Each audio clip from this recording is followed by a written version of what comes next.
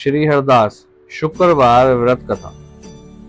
एक गांव में एक बुढ़िया रहती थी जिसके 7 बेटे थे। 6 बेटे कमाने वाले थे और एक बेटा निकम्मा था। बुढ़िया माँ 6 पुत्रों का झूठा 7वें पुत्र को देती। 7वां पुत्र एक दिन अपनी पत्नी से बोला, देखो मेरी माता का मुझ पर कितना प्रेम है। वह बोली, क्यों नहीं, सबका झूठा बचा हुआ तुमको खिलाती हैं। वह बोला, जब तक आंखों से ना देखें मान नहीं सकता। पत्नी ने हंसकर कहा, देख लोगे तब तो मानोगे। कुछ दिन बाद एक बड़ा त्योहार आया। घर में 7 प्रकार के भोजन बने और चूरमा के लड्डू बने।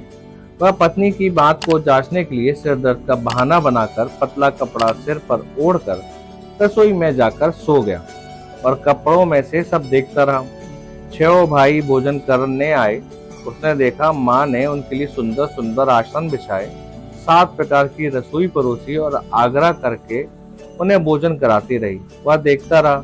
6 भाई भोजन कर उठ गए तब माँ ने उनकी थालियों में से लड्डुओं के टुकड़े को उठाया और एक लड्डू बनाया। जूठन साफ कर माँ ने उसे पुकारा, उठ बेटा उठ, तेरे भाइयों ने भोजन कर लिया, तू भी उठकर भोजन कर ले। उसने कहा, माँ मुझे भोजन नहीं करना, मैं परदेश जा रहा हूँ। माता ने कहा, कल जाना है तो आज चला जा। वह बोला, हाँ हाँ जा रहा हूँ। यह कहकर वह घर से निकल गया। चलते समय उसे पत्नी की याद आई। वह गौशाला में कंडे थाप रही थी। वहां जाकर बोला, मेरे पास तो कुछ नहीं है, ये अंगूठी है तो ले लो और अपनी कोई निशानी मुझे दे दो। वह बोली, मेरे पास क्या है, ये गोबर भरा हाथ है। ये कहकर पत्नी ने उसकी पीठ पर गोबर का हाथ की थाप मार दी। वह चल दिया। चलते चलते दूर देश में पहुंचा। वहां एक साहूकार की दुकान थी। वहां जाकर बोला, सेठ जी मुझे नौकरी पर रख लो। साहूकार को नौकर की सख्त जरूरत थी। साहूकार ने कहा, काम देखकर तनख्वाह मिलेगी। उसने कहा, सेठ जी जैसा आप ठीक समझे। उसे साहूकार के यहाँ नौकरी मिल गई। वो वहां दिन रात काम करने लगा। कुछ दिन में दुकान का लेन देन, हिसाब किताब, ग्राहकों का माल बेचना, सारा काम करने लगा। साहूकार के 7-8 नौकर थे। वह सब चक्कर खाने लगे, लेकिन उसने अपनी लगन, परिश्रम और ईमानदारी से सभी को पीछे छोड़ दिया। उसे अपने किए का फल मिला। सेठ ने भी उसका काम देखा और 3 महीने में ही उसे मुनाफे में साझीदार बना लिया। परिश्रम करते करते 12 बरस में ही वह नगरी का नामी सेठ बन गया और सेठ अपना सारा कारोबार उस पर छोड़कर बाहर चला गया। इधर उसकी पत्नी पर क्या बीती वह सुने। सास ससुर उसे दुखी करने लगे। गृहस्थी का काम करवाकर उसे लकड़ी लेने जंगल में बेचते। इस बीच घर की रोटियों के आटे से जो भूसी निकलती उसकी रोटी बनाकर रख दी जाती और फूटे नारियल की नरेली में पानी दिया जाता। इस तरह दिन बीतते रहे। एक दिन वह जब जंगल में लकड़ी लेने जा रही थी तब उसे रास्ते में बहुत सी स्त्रियां संतोषी माता का व्रत करती दिखाई दी। वो वहां खड़ी होकर पूछने लगी, बहनों ये तुम किस देवता का व्रत करती हो और इसके करने से क्या फल मिलता है? इस व्रत के करने की क्या विधि है? यदि तुम अपना इस व्रत का विधान मुझे समझाकर कहोगी तो मैं तुम्हारा बड़ा एहसान मानूंगी। उनमें से एक स्त्री बोली, सुनो ये संतोषी माता का व्रत है। इसके करने से निर्धनता, दरिद्रता का नाश होता है, लक्ष्मी आती है, मन की चिंताएं दूर होती हैं, मन को प्रसन्नता और शांति मिलती है, निपुति को पुत्र मिलता है, प्रीतम भार गया हो तो वह शीघ्र लौट आता है, कुंवारी कन्या को मनपसंद वर मिलता है, चलता मुकदमा खत्म हो जाता है, कलह कलेश की निवृत्ति हो, सुख शांति होती है, घर में धन जमा हो, धन जायदाद का लाभ होता है, तथा और भी मन में कुछ कामना हो सब संतोषी माता की कृपा से पूरी हो जाती हैं। इसमें संदेह नहीं है। वह पूछने लगी, ये व्रत कैसे किया जाता है, यह भी बताओ तो बड़ी कृपा होगी। वह स्त्री कहने लगी, बिना परेशानी, श्रद्धा और प्रेम से जितना भी बन सके प्रसाद लेना, 5.25 पैसे से 5.25 आने तक, तथा इससे भी ज्यादा शक्ति और भक्ति के अनुसार गुड़ और चना लें। हर शुक्रवार को निराहार रह के कथा कहना, सुनना, इसके ओम बीच कमी नहीं टूटे। नियम पालन करना, सुनने वाला कोई न मिले तो घी का दीपक जलाकर उसके आगे जल के पात्र को रख कर कथा कहना, परंतु नियम न टूटे जब तक कार्य सिद्ध न हो। नियम पालन करना और कार्य सिद्ध हो जाने पर व्रत का उद्यापन करना। 3 मास में माता पूरा फल प्रदान करती हैं। यदि किसी के ग्रह खोटे भी हैं तो माता 1 वर्ष में अवश्य उनको अनुकूल करती हैं। कार्य सिद्ध होने पर ही उद्यापन करना चाहिए, बीच में नहीं। उद्यापन में 2.5 सेर आटे का खाजा तथा इसी अनुसार खीर तथा चने का साग बनाना। 8 बच्चों को भोजन कराना। जहां तक मिले देवर जेठ भाई बंधु कुटुंब के लड़के लेना, ना मिले तो रिश्तेदारों और पड़ोसियों के लड़के बुलाना। उन्हें भोजन करा यथाशक्ति दक्षिणा दे। माता का नियम पूरा करना। ध्यान रखना उस दिन घर में कोई खटाई ना खाए। यह सुन वह वहां से चल दी। रास्ते में लकड़ी के बोझ को बेच दिया और उन पैसों में से गुड़ चना ले माता के व्रत की तैयारी कर आगे चली। रास्ते में संतोषी माता के मंदिर में जा माता के चरणों में लौटने लगी। विनती करने लगी, माँ मैं दीन हूँ, निपट मूर्ख हूँ, व्रत के नियम कुछ जानती नहीं, मैं बहुत दुखी हूँ। हे माता मेरा दुख दूर कर, मैं तेरी शरण में हूँ। माता को दया आई। एक शुक्रवार बीता कि दूसरे शुक्रवार को ही उसके पति का पत्र आया और तीसरे शुक्रवार को उसका भेजा हुआ पैसा आ पहुंचा। ये देखकर जेठानी मुंह से कोड़ने लगी, इतने दिनों बाद इतना पैसा आया, इसमें क्या भड़ाई है। लड़के ताने देने लगे, काकी के पास अब पत्र आने लगे, रुपए आने लगा, अब तो काकी की खातिर बढ़ेगी, अब तो काकी बुलाने से भी नहीं बोलेगी। बेचारी सरलता से कहती, भैया पत्र आया, रुपा आया तो सबके लिए अच्छा है।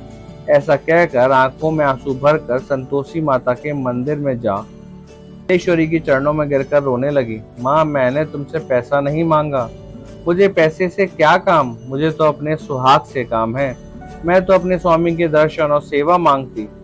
तब माता ने प्रसन्न होकर कहा, जा बेटी तेरा स्वामी जल्द ही आएगा। ये सुन खुशी से बावली हो वह घर आकर काम करने लगी। संतोषी माँ विचार करने लगी, इस भोली पुत्री से मैंने कह तो दिया कि तेरा पति शीघ्र आएगा, पर आएगा कहाँ से, वह तो उसे स्वप्न में भी याद नहीं करता, और इसे इसके याद दिलाने दो, मुझे ही कुछ करना पड़ेगा। संतोषी माता ने उस बुढ़िया के बेटे को स्वप्न में समझाया, पुत्र तेरी घरवाली कष्ट उठा रही है। वह बोला, हाँ माता ये तो मुझे भी मालूम है, परंतु क्या करूं, वहां कैसे जाऊं, परदेश की बात है, लेन देन का सारा हिसाब किताब है, कोई जाने का रास्ता नजर नहीं आता, आप ही कोई राह दिखाएं कि वह कैसे जाऊं। माँ कहने लगी, सवेरे नहा धोकर संतोषी माता का नाम ले, घी का दीपक जला, दंडवत कर और दुकान पर जा बैठना। देखते देखते तेरा लेन देन चुक जाएगा, जमा माल बिक जाएगा, सांझ होते होते धन का ढेर लग जाएगा। वह अगले दिन सुबह बहुत जल्दी उठा। उसने अपने मित्र बंधुओं परिचितों से स्वप्न में माता द्वारा कही गई बात बताई, पर सब उनकी बात सुनकर उसकी खिल्ली उड़ाने लगे। वह कहने लगे कि कहीं कभी सपने की बात सच्ची भी होती है। एक बूढ़ा व्यक्ति बहुत समझदार था। वह बोला, देखो भाई मेरी बात मानो, इस तरह सांच या झूठ कहने के बदले देवता ने जैसा कहा है वैसा ही करना, तेरा क्या जाता है। बूढ़े की बात मानकर नहा धोकर उसने संतोषी माता को प्रणाम किया, फिर का दीपक जलाकर दुकान पर जा बैठा। शाम तक धन का ढेर लग गया। वह हैरान हुआ, मन में संतोषी माता का नाम ले प्रसन्न हो घर जाने के वास्ते गहना कपड़ा और सामान खरीदने लगा। सब काम से निपट आने घर को रवाना हुआ। उधर उसकी पत्नी जंगल में लकड़ी लेने गई। लौटते वक्त थक जाने के कारण संतोषी माता के मंदिर पर विश्राम करने बैठ गई। यह तो उसका रोज रुकने का स्थान था। धूल उड़ती देख उसने माता से पूछा, हे माता ये धूल कैसी उड़ रही है। माँ ने कहा, हे पुत्री तेरा पति आ रहा है, अब तू ऐसा कर, लकड़ियों के 3 बोझ बना, एक नदी के किनारे रख, दूसरा मेरे मंदिर पर और तीसरा अपने सिर पर रख। तेरा पति को लकड़ी का गट्ठा देखकर मोह पैदा होगा, ये यहाँ वहां रुकेगा, नाश्ता पानी बनाकर माँ से मिलने जाएगा।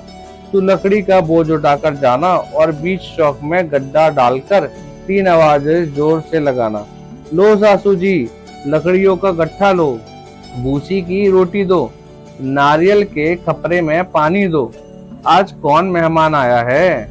संतोषी माँ की बात सुनकर वह बहुत अच्छा माँ कहकर प्रसन्न मन से लकड़ियों के 3 बोझ बना लाई। एक नदी के तट पर, दूसरा माता के मंदिर पर रख। इतने में ही मुसाफिर वहां आ पहुंचा।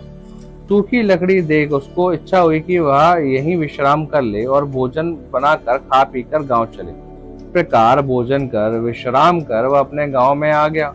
उसी समय बहू सिर पर लकड़ी का गट्ठा लिए आई। उसने गट्ठे को आंगन में डाल जोर से 3 आवाज दी। लो सासू जी, लकड़ी का गट्ठा लो, भूसी की रोटी दो, नारियल के खप्पर में पानी दो। आज कौन मेहमान आया है? ये सुनकर सास ने अपने दिए हुए कष्टों को बुलाने के लिए कहा। बहू तू ऐसा क्यों कहती है? तेरा मालिक ही तो आया है। बैठ, मीठा भात खाकर कपड़े गहने पहन। पत्नी की आवाज सुनकर उसका स्वामी बाहर आया और उसके हाथ में पहनी अंगूठी देख व्याकुल हो गया। उसने माँ से पूछा, माँ ये कौन है? माँ बोली, बेटा तेरी पत्नी है।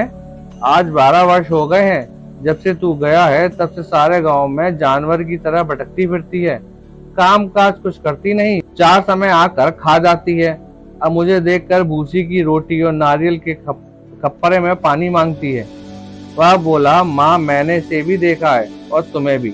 मुझे दूसरे घर की चाबी दो, मैं उसमें रहूंगा। ठीक है बेटा, जैसी तेरी मर्जी, कहकर माँ ने चाबी का गुच्छा बेटे के सामने रख दिया। उसने दूसरे घर को खोलकर सारा सामान जमाया। एक ही दिन में वह राजा के महल जैसा ठाट बाट बन गया। अब क्या था, वह सुख भोगने लगी। अगला शुक्रवार उसने पति से कहा, मुझे संतोषी माता का उद्यापन करना है। पति बोला, बहुत अच्छा, खुशी से कर लो। वह उद्यापन की तैयारी करने लगा।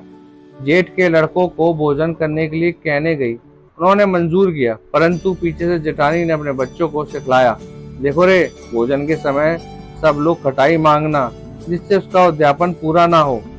लड़के भोजन करने गए, खीर पेट भरकर खाई, परंतु बात ये आते ही कहने लगे, हमें कुछ खटाई खाने को दो, खीर खाना हमें भाता नहीं, देखकर अरुचि होती है। लड़के उठ खड़े हुए, बोले पैसे लाओ। बोली कुछ जानती ना थी, उसने उन्हें पैसे दे दिए। लड़कों ने बाजार जाकर उन्हें पैसों से इमली खरीदी और खाई। ये देखकर बहू पर माताजी ने कोप किया। राजा के दूत उसके पति को पकड़ ले गए। अब सब मालूम हो जाएगा जब जेल की रोटी खाएगा। बहू से यह वचन सहन नहीं हुए। वह संतोषी माता के मंदिर में गई और कहने लगी, माता तुमने ये क्या किया? हंसकर क्यों रुलाने लगी? माता बोली, पुत्री तूने मेरा व्रत भंग किया है, इतनी जल्दी से बातें भुला दी। वह बोली, माता भूली तो नहीं हूँ, ना कुछ अपराध किया है, मुझे तो लड़कों ने भूल डाल दिया, मुझे क्षमा करो माँ। माँ बोली, ऐसी भूल भी कहीं होती है? यह बोली, कोई भूल नहीं होगी। अब बताओ मेरे पति कैसे आएंगे? माँ बोली, पुत्री जब तेरा पति तुझे रास्ते में ही आता मिलेगा। वह मंदिर से निकलकर बाहर आई तो रास्ते में उसका अपना पति आता हुआ मिला। उसने पूछा, कहाँ गए थे? वह बोला, इतना धन जो कमाया है उसका कर राजा ने मांगा था, वह भरने गया था। वह प्रसन्न होकर बोली, भला हुआ, अब घर चलो। फिर अगला शुक्रवार आया। वह बोली, मुझे माता का उद्यापन करना है। पति ने कहा, ठीक है कर लो। फिर जेठ के लड़कों से भोजन को कहने गई। जेठानी ने लड़कों को सिखा दिया कि तुम पहले ही खटाई मांगना। लड़के भोजन करने बैठे, लेकिन भोजन करने से पहले ही कहने लगे, हमें खीर पूरी नहीं भाती, जी बिगड़ता है, कुछ खटाई खाने को दो। वह बोली, खटाई खाने को नहीं मिलेगी, खाना हो तो खाओ। उन्होंने उठकर चल दिए। जाने पर उसे ब्राह्मणों के लड़के बुलाकर भोजन करवाया। दक्षिणा की जगह उन्हें एक एक फल दिया। इससे संतोषी माता प्रसन्न हो गई। माता की कृपा से 9 माह बाद उसको चंद्रमा के समान एक सुंदर पुत्र प्राप्त हुआ। पुत्र को लेकर वह प्रतिदिन संतोषी माता के मंदिर में जाने लगी। माँ ने सोचा कि ये रोज आती है, आज क्यों ना मैं इसके घर चलूं, इसका आसरा देखूं तो सही। यह विचार कर माता ने भयानक रूप बनाया। गुड़ और चने से सना मुख, ऊपर से मुंड के सामने होठ, उस पर मक्खियां भिनभिना रही थी। दहलीज पर पैर रखते ही उसकी सास चिल्लाई, देखो रे, कोई चुड़ैल डांकनी चली आ रही है, लड़कों इसे भगाओ, नहीं तो सबको खा जाएगी। बहू रोशनदान से देख रही थी। वह प्रसन्न हो उठी, आज मेरी माता मेरे घर आई है। यह कहकर दूध पीते बच्चों को गोद से उतार दिया। इस पर उसको सास क्रोध में भरकर बोली, अरे इसे देखकर कैसी उतावली हुई है जो बच्चे को पटक दिया। इतने में माँ के प्रताप से जहाँ देखो वहाँ लड़के ही लड़के नजर आने लगे। वह बोली, माँ जी मैं इनका व्रत करती हूँ, ये संतोषी माता है। इतना कह उसने झट से घर के सारे किवाड़ खोल दिए। सबने माता के चरण पकड़ लिए और विनती कर कहने लगी, हे माता हम मूर्ख हैं, तुम्हारे व्रत की विधि हम नहीं जानते, तुम्हारा व्रत भंग कर हमने बड़ा अपराध किया है।